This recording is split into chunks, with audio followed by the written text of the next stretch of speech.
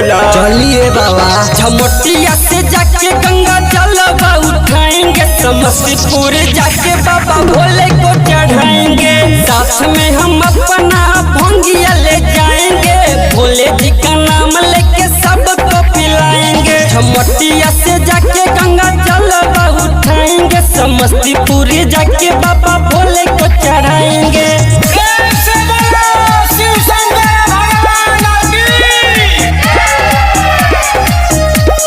भोला के नगर हमें दूर तैयो हम जाइबे हर हर बम बम। जलवा उठाएंगे, नारा लगाएंगे, मस्ती में चल के हम जलवा चढ़ाएंगे।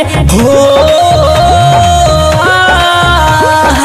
जलवा उठाएंगे, नारा लगाएंगे, मस्ती में चल के हम जलवा चढ़ाएंगे। जलवा चढ़ाएंगे, भंगिया धतूर लेके उनको मनाएंगे।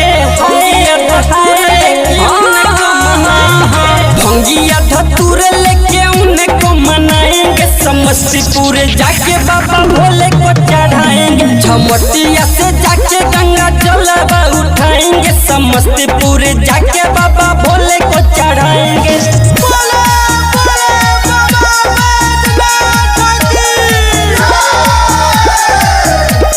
रहिया में नारा बोलो सभे लोग बोलो बेहकारब।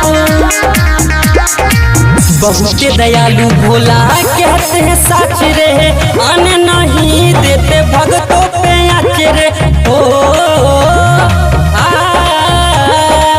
बहुते दयालु भोला कहते हैं साच रे, आने नहीं देते भगतों पे आच रे।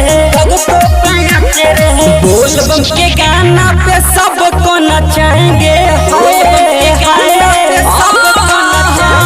सोनू के गाना डीजे पर धमकाएंगे, समस्तीपुर जाके बाबा भोले को चढ़ाएंगे। झमटिया से जाके गंगा जलवा उठाएंगे, समस्तीपुर जाके बाबा भोले को चढ़ाएंगे।